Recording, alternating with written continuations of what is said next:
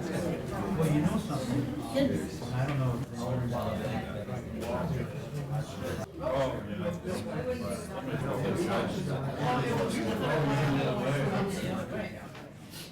Good morning, everyone, and welcome to the Wolverine Caucus. We like to think that these forums are our opportunity to change the world, one forum, one session at a time. I'm excited that you're here today. I'm Dr. Veronica Wilkerson-Johnson, and these forums are an opportunity for us to bring outstanding speakers from the University of Michigan Ann Arbor campus. Today, our speaker, who's going to talk about a topic that's becoming all too familiar in our development in education, in medicine, in business. Our speaker is going to be introduced by State Senator Hoon-Yung Hopgood. Senator Hopgood is in his second term in the Michigan Senate, and he's from the great city of Taylor, and he's an alum of the University of Michigan. Go Blue! And also we have been joined today by Representative Fran Liberetti. And I want to acknowledge that Mike Drake is here from the UM College of Engineering, and it's thanks to him that we have this opportunity today to learn about IBM Watson.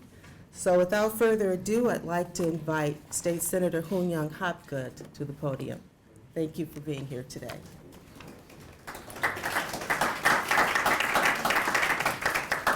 Well, that's all you have to do to get a smile on my face is to remind me that I am an alum of the University of Michigan, and very proud of that. You know, I love coming to these forums and hearing the great speakers and the presentations. The topics are always really timely, and I think it's so true today. Just a little bit about Dr. David Chesney, and he attended the General Motors Institute, now Kettering University, as an undergrad, and obtained multiple graduate degrees from Michigan State University. He worked in industry at General Motors for over 20 years prior to joining the faculty in electrical engineering and computer science at department at the University of Michigan in 2001. His research area is assistive technology, and in particular, the intersection of new technology and childhood disability. Dr. Chesney is the recipient of multiple teaching and service awards, grants, and a Best Paper Award. And he's going to be talking about IBM's Watson. And of course, that was the computer that did very, very well in Jeopardy. And talking about how that can help in the classroom and also with healing. And I don't know if this is a generational thing. If you ask me to see a robot for my treatment, I'd probably freak out. But I have a 4-year-old and a 7-year-old, and they saw Big Hero 6 just a couple months ago. And if you ask them to see a robot for their care, they'd probably go up and hug it. So without further ado, I invite Dr. David Chesney to come up and give his presentation.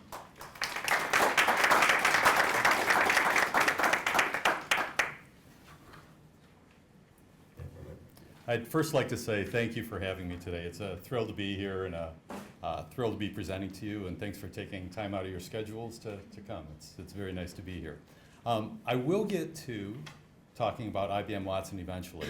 I'm going to talk about kind of the broader scope, and then we'll narrow in on IBM Watson as the presentation goes along, and plan to present for about 20 minutes or so. So the initiative where I'm going to start is called Gaming for the Greater Good, and this is an area that I've been working in for the past, probably approaching 10 years now at the University of Michigan.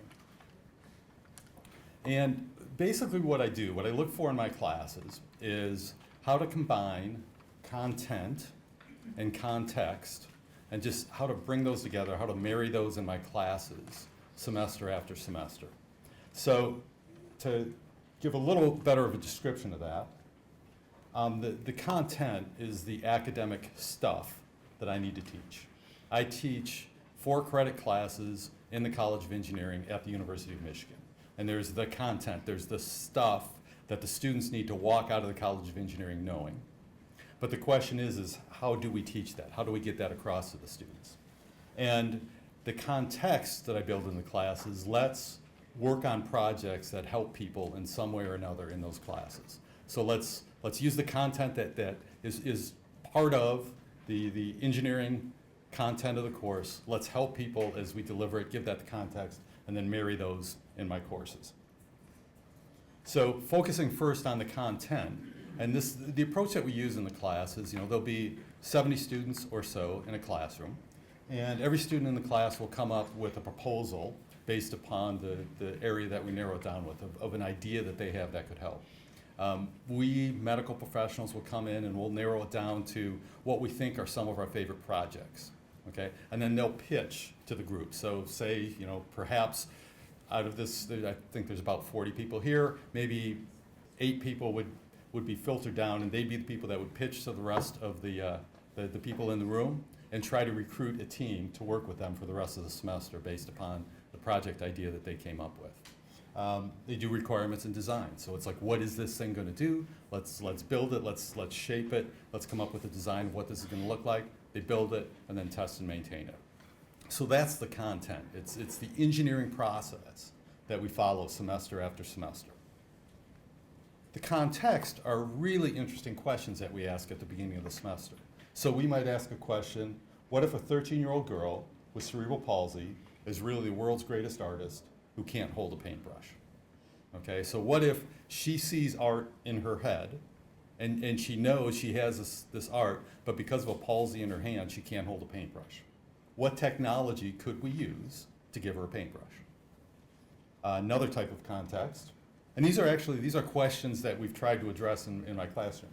What if a 7-year-old boy who is a quadriplegic wants to play World of Warcraft, which is a computer game? All right, and this is actually one of the things that originally inspired me in this work was a first grader who was a quadriplegic and interacted with a computer by basically they put a little metallic sticky dot on his forehead every morning. There'd be a camera on a laptop facing him, and his mouse motion would be the little bit of motion that he had in his neck, and left mouse, right mouse was sipping or puffing. So that was his total interaction with the computer. And I thought that was interesting, but I thought, perhaps we at the College of Engineering at University of Michigan could come up with something better. So it's, one of the ideas we were thinking about is what if he could use his facial motion to work like a gaming controller. So nose twitch means jump, and an ear twitch means do this, and a right eye blink means do something, and a left eye blink, and different combinations. And so that was, kind of the idea that we were trying to get moving in the class. Next one, and this is the one that focuses that's more directly related to IBM Watson that I'll get to, is how to predict if a 17-year-old patient who recently had a bone marrow transplant and is now home is going into septic shock, okay, which is a real issue. If somebody has a bone marrow transplant, they're immunodepressed, need to get them out of the hospital as quickly as possible at their home. How do you know whether they're getting sepsis or not? All right? And that was the project that we work on related to IBM Watson that I'll get to eventually.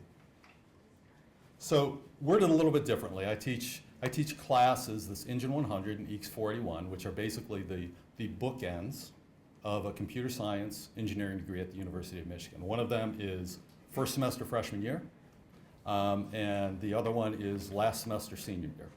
Okay, so I get them right out of high school, and frankly, part of it is a recruiting tool to get them both to stay in the College of Engineering and to get them particularly interested in computer science.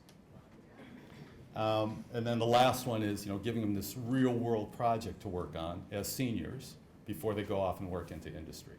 And I say that, we have these bright, shiny things, okay? And the bright, shiny things are the technology that we bring into the classroom. And I always try to bring great, new, bright, shiny things into the classroom because some of the students are really intrigued just by the great, new, bright, shiny things. Whatever's the new technology that's out there on the shelf that the students want to play with. Independent of whether it helps somebody or not, they just want to play with the bright, shiny thing, okay? And some of the other students are deeply motivated by helping people with some childhood disability. They're deeply affected by this disability, and they want to help this person, help these people, independent of what technology that they're using. Okay, so we bring both of those together. And let me talk a little bit, I think I have, I have a YouTube video that I think, if it all works well, And let me preface this. This was a video that was put together based upon some projects that they did in my EECS 41 software engineering class. It was put together by the Big Ten Network, and during the basketball tournament in 2014, this is what they showed, you know, during the little commercial snippets in between quarters and during commercials. So this was Big Ten Network about a project from my class, and I think it tells the story way better than I can. It's a 4-minute presentation, so I would like to show that to you. Meet Grace, one of Eric and Jennifer Simmons' 4 children. Grace is 13, and she has cerebral palsy, and she was diagnosed when she was a baby. She's got a great personality. She loves to joke. She's always got a great smile for anybody. Grace's condition makes daily communication a challenge. She's cognitively at grade level, but is relatively non-communicative. And by that I mean she can take things in pretty well, but she can't communicate them back out. An enterprising group of Michigan engineering students is hoping to change that. Working in teams, these upper-level software developers are designing systems to help Grace express herself creatively, describe her emotions, and overcome the daily communication obstacles she faces.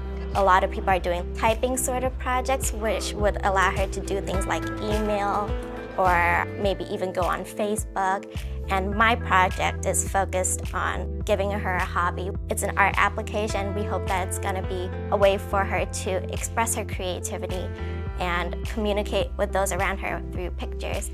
I can't even express, you know, the excitement of being able to be part of this.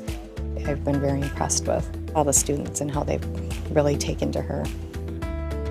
Dr. David Chesney's class has previously developed systems for Habitat for Humanity and people on the autism spectrum. But Grace's participation with this group enabled the students to design solutions with the unique needs of a specific individual in mind. Grace's feedback, coupled with the commitment of her parents, is integral to the design process. Without them, I don't think we'd really be able to have a clear idea of what types of conditions we'd be designing for. Her coming here really helped us design applications that could potentially really benefit children with cerebral palsy. The personal contact is the secret sauce. It's the magic that makes the class work. This is a senior level course. It's a 4-credit course. It has to give them some knowledge about the area of software engineering. But certainly, working with Grace and her family is what takes it above and beyond. There's a huge difference between content and context, right? And the content is the academic pieces and parts that I have to put together to call a 4-credit class at the University of Michigan.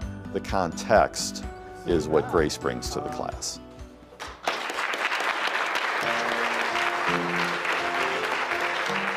I really think students fall in love with this area of study and this type of work because of the context. One thing that I can really take away from this class is the power of computer science and the potential to, you know, make the world a better place through technology. It's been a really unique experience. The lower threshold of success is just that my students graduate and they think about these things as they go to work for the large companies. That always in the back of their minds, there's this little thing burning of, you know, how would somebody who's differently able have access to this thing that I'm working on? And we've achieved that. And the high threshold of success is that we actually come up with a product, some software product that Grace can use. The students originally intended to build these software applications to help Grace communicate, and I think the gifts have come more greatly in the opposite direction from Grace to the students than whatever possible the students could contribute to Grace's life. So that's the story of Grace. And we worked with her over not this most recent academic year, but the academic year beforehand. It was quite a treat for my students and to have the privilege of working with her. Let me talk a little bit about the bright, shiny things. that we have in the classroom. I talked about that, a lot of students are drawn to that. And I want to make sure that we always have this great technology for my students to be able to play with. I wheel in one of those coffee carts at the beginning of the semester, and I say, these are the things you can play with. These are the toys in your sandbox for the semester, and have them kind of pick out what they want to use and what they want to play with. So over time, we've used Microsoft Kinect, which is a gaming sensor camera. We've used these Intel interactive cameras for trying to do pupil tracking. We've used wearable devices, so smartwatches, Fitbits. Anybody have a Fitbit or seen used Fitbits around?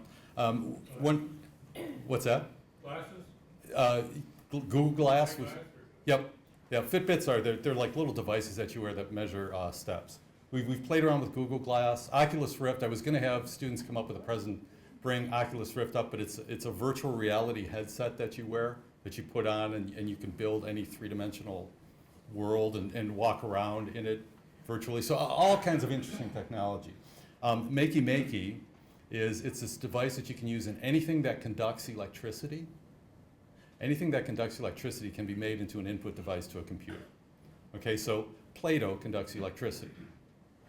Graphite conducts electricity. So you can build an input device out of graphite by just coloring out a sheet of paper with a pencil and attaching alligator clips to it, and have a first idea of what the input device is going to look like. And then IBM Watson, and like I said, I'll get there to talking about the IBM Watson project, but just having this rich set of technology for my students to play with. And a lot of that has been generously donated from the companies. They have traditional ideas of how to use their technology. We use it differently, and so great folks at Google and Microsoft and Apple will give us technology to play with. Some of the childhood disabilities that we've addressed: autism spectrum disorder, cerebral palsy, brachial plexus palsy, bone marrow transplant, sepsis, rotator cuff surgery. I mean, this brachial plexus palsy is it's a nerve damage caused during birth, and sometimes the kids can't reach up and kind of scratch their own ears. All right, so we develop games. The gaming for the greater good part is we try to gamify therapy so that they'll do it more. Make it fun, they'll do it more. If if someone tells you to do this 15 minutes 3 times a day, you might not do it. But if you turn it into a game somehow, and there's some motivators for it, maybe there's a chance that you'll do it more. And we also, just this past semester, we've been working on with stroke and ICU patients, of just trying to come up with, so it was the first semester that we worked with older adults rather than kids out of Mott Children's Hospital, and that was an interesting project. So context, and going back now, I'll narrow in on IBM Watson. How does one predict if a 17-year-old patient who has recently had a bone marrow transplant and is now home is going into septic shock? So the project that we worked on, and this was just last semester, was the bright shiny thing was IBM Watson. Okay, the disability or the illness was having a bone marrow transplant, and we brought those together in the class trying to figure out different ways of making it work. And so the approach is that font's kind of small. I will read it to you. It says, suppose that an adolescent patient having recently received a bone marrow transplant is sent home from the hospital as soon as possible. Okay, and this is a situation. Bone marrow transplant, you're immunodepressed, and as you might realize, it was counterintuitive to me at first, but it makes sense now, is that the last place you want to be when you're sick is in the hospital, right? You want to get out of the hospital and get home into a nice, safe, clean environment as quickly as it's medically possible for that to happen.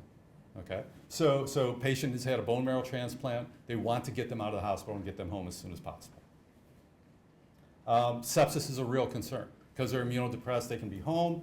Early stages of sepsis look remarkably like a common cold.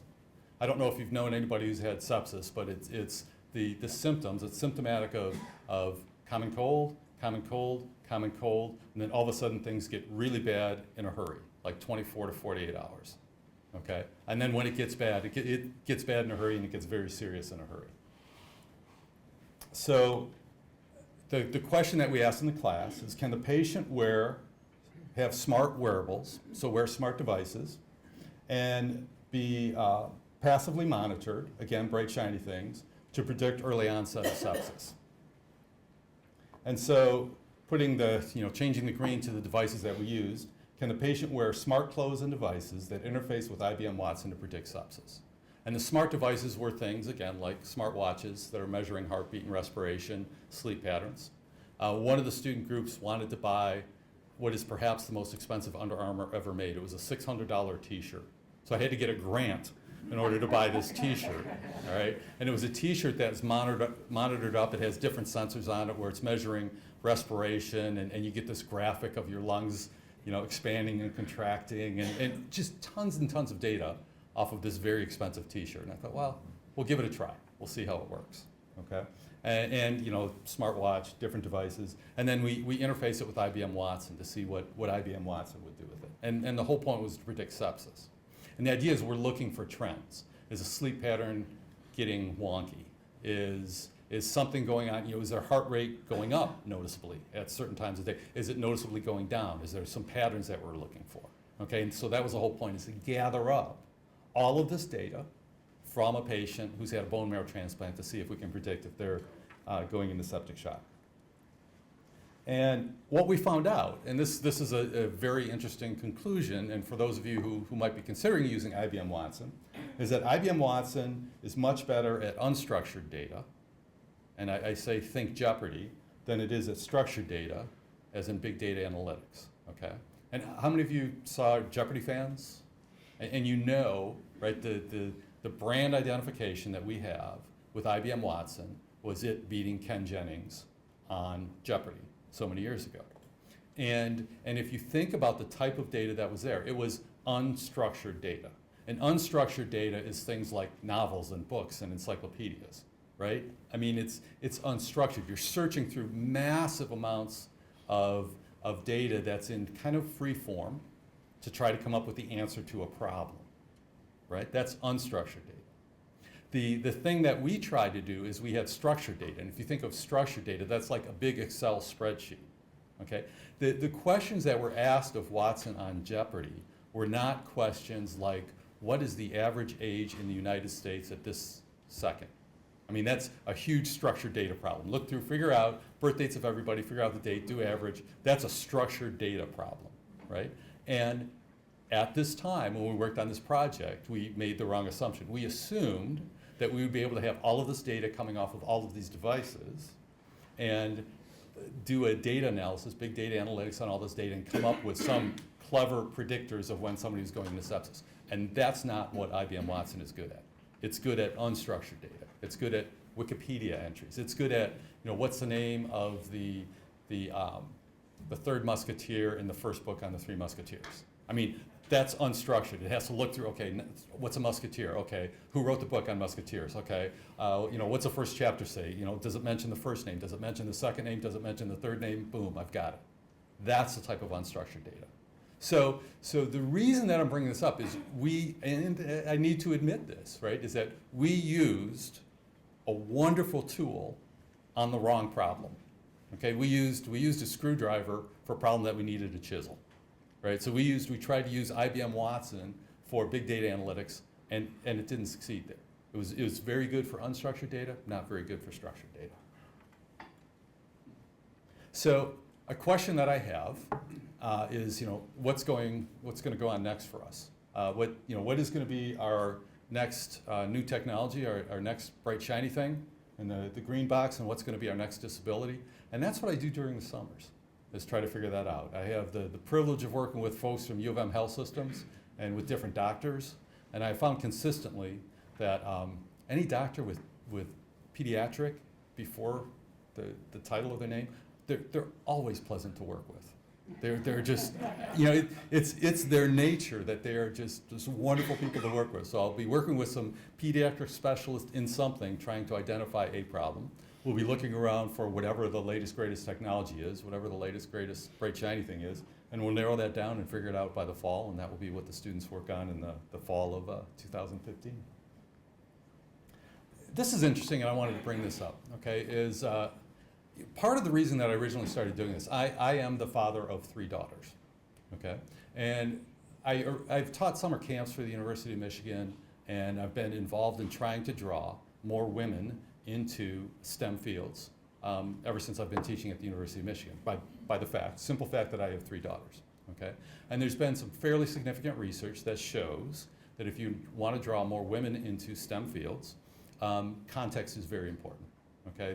That you learn the different areas of engineering because of what you can do with it, not necessarily because of what's interesting about that technology, okay?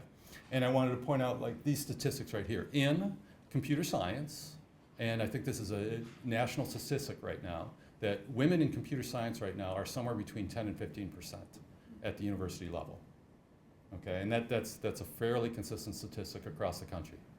And in my classes, especially lately, you can see, in general, a ramp up. Don't think, but it goes from, around 10% back in fall of '09 to around a third of the students in the class are female in this freshman class. And I think that's fairly indicative and fairly hopeful that, if we can use technology, use context to get a more varied workforce, particularly in computer science, then I think that's a wonderful, wonderful thing. So just in summary, purpose of education is to teach the content. I mean, you can't get a college degree for being a nice person, right? I mean, we give a college degree for earning the content that says, I understand this material, I have mastered this material. But maybe there are ways to do it differently. And the way that I do it differently is to try to have this steady context of interesting projects that help people semester after semester. So thank you again for allowing me to present during your lunchtime, and I'll handle any questions and answers that you might have. Thank you.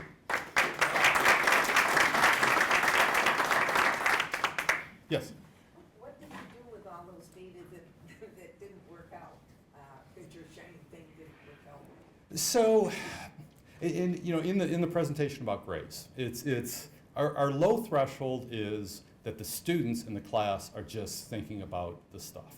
They're thinking about how to help people. And in my mind, that's success. We never, this sounds kind of odd, but we never really did any of this with the hopes of wildly succeeding and coming up with the new device. I mean, it was just the threshold was, let's have the students think about it. And then we had some students that batted it out of the park. And this is due to the excellence of the students at the College of Engineering at the University of Michigan, where the first time we ever did this, one of the student groups won all of these national and international awards and won grant money and things like that. And we were kind of victims of our own success, where we had to figure out what to do to build the machinery around continuing this on. So right now, and this is partially sponsored by the Mott Golf Classic, we're in the process of building a nonprofit so that these devices, these inventions can continue on after the students leave and go to work at wonderful companies like Apple and Google and Microsoft, or as an alternative, they can stay and continue working on the project. I've had some students that have stayed and continued working on the projects and just said, I'm not so interested in working in industry. This thing has really drawn my heart in, and I'd like to continue working on this. And then we can use wonderful, the advantage of the Center for Entrepreneurship through the University of Michigan, and just come up with different mechanisms to allow and encourage the students to continue development. There was a question. Yes? You said that the female population went from about 8 to 30, but that was the first year class. Yes. How does that seem to be going for the seniors? So that's another topic of research. Actually, that's a paper that I want to write. It's one of those things where I've put these numbers together for this presentation, and then that is a question that's crossed my mind is how does that look from a senior perspective? And give me half a year and I'll answer that question. But I think that is absolutely valid. It's like you can get people hooked on something, right? But can you keep them in the program, and are they staying in there? So that's a really, really valid question that I don't have an answer to right now. Yes? Do you repeat challenges? I mean, you say every year you look for the new latest thing to work on, but previous ones haven't been complete successes. Don't you re-offer those as a... So a good yes. Short answer is yes. Longer answer is particularly related to Grace, the young lady who was in the video. She was involved during our fall semester, all right? And her parents were actively involved, and she came down to our classroom to work with the students about a half a dozen times during the semester. And her parents were, her father in particular was fortunately self-employed, so could adjust his own schedule. They live in the Lansing area, so he could adjust their own schedule such that they could drive down to University of Michigan half dozen times during the semester. So around Thanksgiving, I said, you know, this is clearly working out very well, but it's also a burden upon your family. You know, do you want to continue for winter semester? You know, I needed to know around Thanksgiving so I could start thinking about what I'm going to do, if not this, during winter semester. And they were all in. So they wanted to stay involved, so they were involved for a whole academic year. So, you know, it typically, I try to do it on a whole academic year because it's really hard over, you know, between Thanksgiving and Christmas coming up with a new idea for the subsequent semester. So I typically try to do it on an academic year basis. The freshman level class, the Engine 100 level class, we almost always focus on autism. So focus on issues related to autism spectrum disorder, just because that's, you know, a lot of students in the classroom have been directly affected by that, and by that, you know, they have a cousin or a sibling, or, you know, that's somewhere on the spectrum. And so that's pretty consistent in there, that in Engine 100, we always do autism spectrum disorder. And then at the end of the semester, we always move those games over to Mott Children's Hospital, to the rehabilitation labs. Yes? Do you have any insights about how something like Watson could be or is likely to be integrated into like neighborhood clinics as a diagnostic tool or that sort of thing? You know, crystal ball it, where do you think the role of that technology is? I think it has great potential, right? And because that's a type of unstructured, you know, you have a whole bunch of very in-depth medical articles, right? And you know, 100 or 1,000. I don't know how doctors keep up, really, on new medicines. You know, how much time a medical doctor would have to put up just reading to stay on top of the literature. So I don't know if I'd ever see it as a surrogate, you know, ever as instead of, but I could see it as an aid. You know, that I'm a medical doctor and I need to look something up, something new, and that, you know, somewhere out there's this set of unstructured data, these research papers on the latest, you know, medical research in this particular area. So setting IBM Watson loose on this to try to narrow it down, to come up with, you know, level of confidence. I'm 84% that this is true. I don't know that it's ever going to be the mainstream specific solution, you know, that it's going to be there instead of, just because of, you know, liability issues. I mean, I just can't imagine that someone would say, you know, just type in what you think is wrong, and here we'll give you a diagnosis, and as a ticket thing does at the airport, it prints out a prescription so that you can go to Meyer and get you. I don't see that. I guess just to follow on, the one model that's been discussed is you'd have a nurse practitioner, or you know, somebody advanced education but not MD, and then who's listening to your symptoms, and then with the Watson. That I would believe. I mean, I could buy that as being a possibility, but I just think there needs to be, you know, the human filter who knows things other than what you can type in on a keyboard. Does that address your question? Yes, it does. Okay. Yes. Mainly your product of a successful project would be software. Yes. Is it also hardware? Do you develop hardware to work? Yes. In fact, we develop hardware to work, that Makey Makey, where we can do like first approximations of input devices.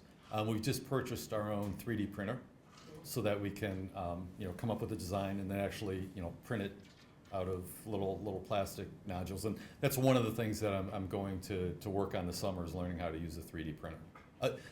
Can I tell you a leading contender for a project this fall? Okay, and this is one of those that we're working on. Are you interested? Is that, all right? So there's a childhood, and I don't know, debilitation where the chest is either concave, it's way caved in, or convex, where it's too far out. And there's, you know, some small percentage of kids who have this. And essentially, I believe the medical approach to this is basically they open up the child's chest, they break the ribs, and then they put either some kind of compression device on or some kind of scaffolding to hold the chest out so that the bones will heal in the right way. Okay, and it's very interesting. So the project, and I've been working with some pediatric surgeons on the idea of this, there's a device that you can plug into your iPad, and you can walk it around somebody, and it comes up with a 3D model of that person. Okay, so you could actually, if you think about this, you could take this camera, stick it in your iPad, walk it around yourself, or have somebody walk it around you, and then if you had access to a 3D printer, you could build a bust of yourself to put on the mantle of your fireplace. All right? So I mean, that's kind of how this technology works, right? So what we're thinking about doing with this is, walking it around the torso of the child, and then building the three-dimensional model of the torso of the child, figuring out how the scaffolding would work, and coming up with a device, independent. The child can go home. We can come up with all of this stuff based upon this plastic thing that we built in our 3D printer, and then when they come back in, we have the device and the scaffolding all set up. So that's one of the ideas that we're working on as well. How would that work? So, yes.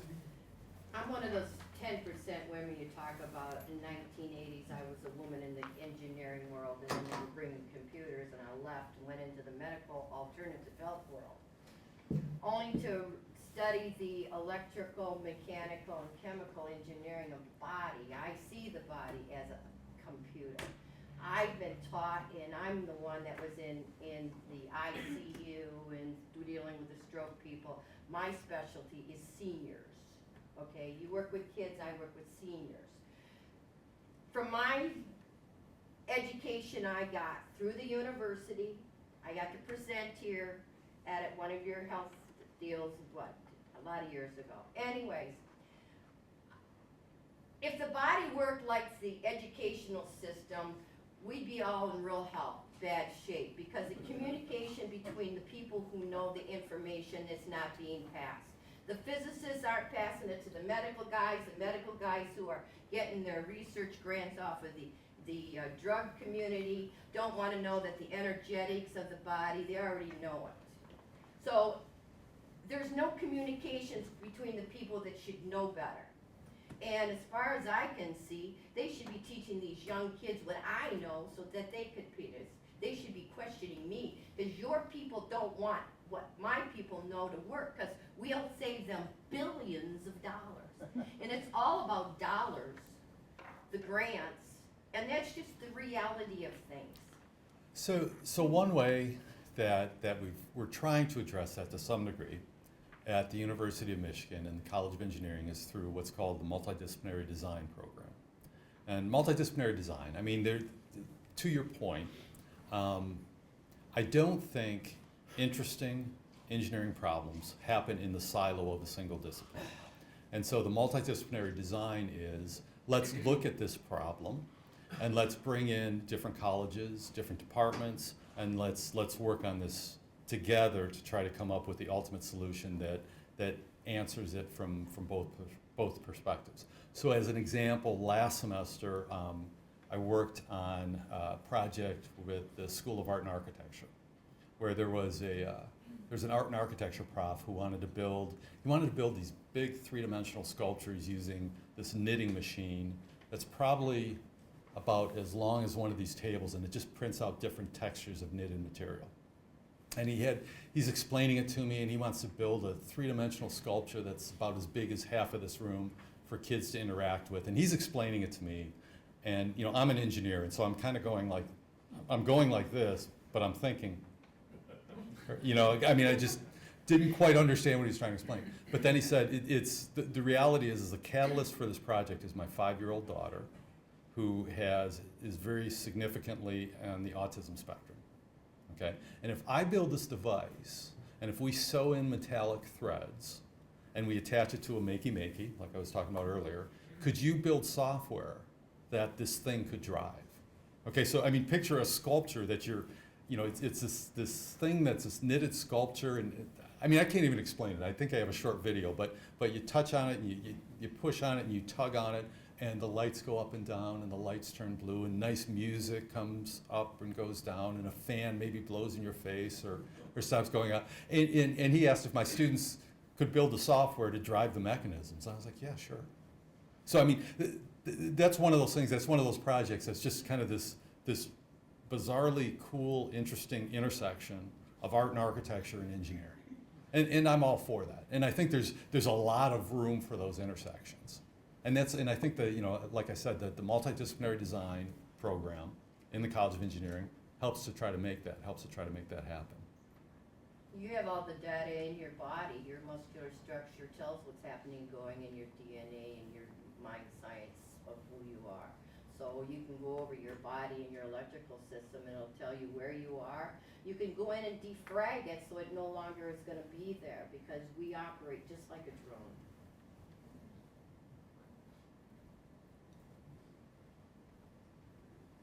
Yes? I would just like to add something here to this wonderful lecture that you've given.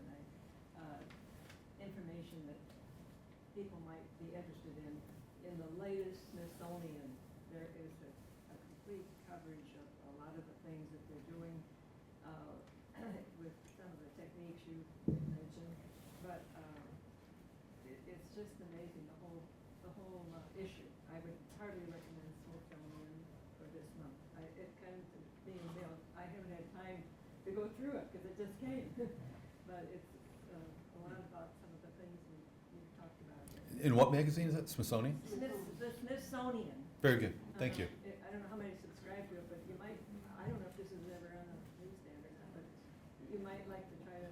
I'll try to find it. Library. I'll try to find it this evening. Thank you. Yeah, get it at a library. I'm a librarian, so anything. Okay. Thank you for that recommendation. Yes? It seems to me if you're serious, and you are serious, it's obvious, about your contextual portion of your input, you're going to be multidisciplinary. Oh, yeah. You have to be. I don't know, and that's an important key point to what. Yep. How do you present it? And the students, you know, I mean, the students have done, you know, wood shop work coming up with first approximations. You know, I talked about the Makey Makey, which is to me, you know, it ends up being the centerpiece because it allows you to make anything into an interface into the software. And a funny little story. Do I have time for a funny little story? Okay. But you know, a funny little story is, so my students will oftentimes use Play-Doh to come up with the first approximations of their input device. You know, it's like, let's just build it out of, you know, let's like little balls of Play-Doh, and we've got a red and a green and a blue and a yellow. And then you stick an alligator clip in the side, okay? And so they had these 4 different balls basically for Grace to use when she came into class, just to see if, you know, the colors would work, or, you know, whether shapes are more important, if you make it a cube or a triangle or whatever. And all engineering students know, I think, like deep down in their soul, is that you never mix the colors of Play-Doh. This is what's been drilled into their heads for years, since they were 4 years old, right? Engineers, it's just, I think it's against their nature to mix the colors of Play-Doh. So Grace comes in and she grabs a hold of 2 balls and she like scrunches them together into one big ball. And there was a palpable sigh in the room of all the students. Their stress level goes up and you hear it. I mean, it was amazing, right? And that was what they were focused on, is they were looking at these balls of Play-Doh that were mushed together. And immediately when Grace was done, they started picking apart the colors to get them in the right containers afterwards. So it was quite funny. She knew. Grace was the artist. Yep. She wanted to put the colors together. Yes? In any one semester's class, how many students you have at one time? Senior class? In the senior level class right now, there's typically 70 per semester, and there's 50 on the wait list. So you boil that down to just one project? 15 projects. We typically have somewhere between 15 to 20 groups. Usually it's pretty close to 15. That's why I wondered. There are multiple projects. Oh, yeah. Every, Yep. Yeah, those pitches at the beginning, the students will come up with pitches. You rate them A, B, C, D. Well, I mean, I have medical professionals look at them. You know, we look at them from the instructor's standpoint. Is this doable within the scope of a semester? And we try to come up with, you know, what our best are. You know, And then, it's pretty hard for you to keep up with. yeah, it is, but But you can tell, I mean, you know, you can tell a good idea. And some of the ideas have like a big wow factor, but they're not very practical. And some of them are very practical, but there's no wow factor. And so we're looking at for kind of the intersection of that. You know, so an example, you know, one of the projects that worked best for Grace was turning it was a Microsoft Surface into a universal remote to work in her house. Okay, so it would work her stereo, her television, her lights, ceiling fan, thermostat. You know, and that's not a huge wow factor project, but it's really, really practical for her. You know, and that was, you know, frankly, one of the biggest, most beneficial projects was that one in particular. So you had multiple projects working on Grace's condition problem. Yeah, and it was broad. You know, it's like, you know, Grace came in, introduced herself, and so some of the students worked on ways to help her play the game Sorry or Battleship at her school in her classroom. You know, because she can't, because of her palsy, she can't reach the little pegs and move the little pegs around.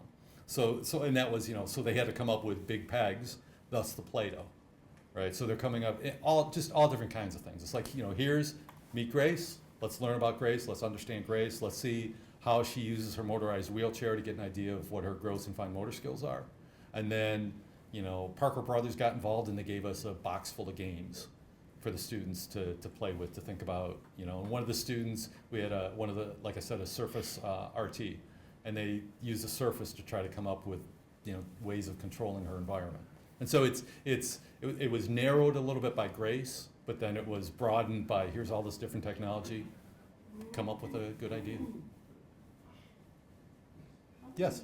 How many universities are working on this? I know of at least one. I don't know. You know, I mean, the social context, I know there's a program at Purdue called EPICS, but they work, you know, more, and this is kind of where I started, working more on kind of general social good. You know, let's build a handicap ramp for a house. You know, those type of projects. And that's kind of where we started in here is you know, I think it was mentioned in the video, but one of the earlier projects that we did was inventory control for Habitat for Humanity, right? So that's kind of broad-based, not medically directed. And then, you know, we thought, well, we've got this great medical school that's, you know, a half mile away, and I was introduced to some of the doctors and some of the nurses, and they started coming up with some problems that we could perhaps address. And so that's when we narrowed it down. And then, like I said, I've just found that pediatric doctors are always very pleasant to work with. And it's like, you know, they'll give their time, they're caring, they have good personalities to work with, they work well with my students and stuff, so that's part of it. And frankly, you know, working with pediatric patients is a great motivator for the students. You know, they see that, and it's like they can relate to that very well.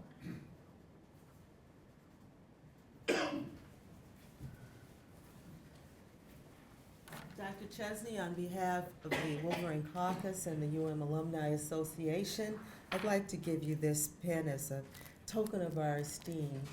And it is a Wolverine Caucus lapel pin, so it's beautiful gold and represents how much we appreciate you being here today.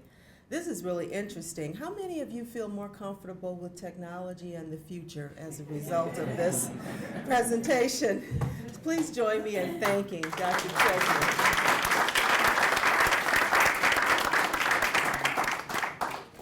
I know I want one of those Apple iPad apps that you mentioned. So,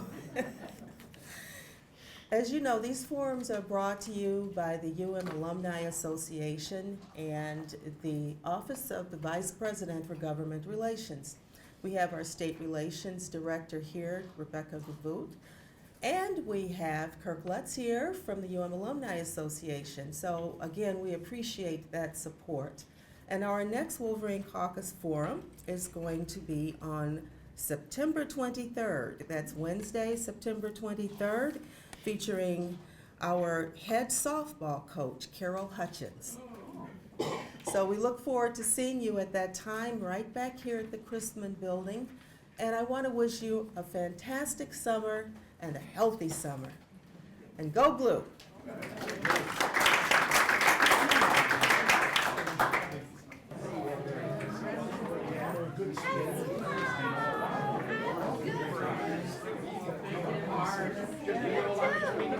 Thank you.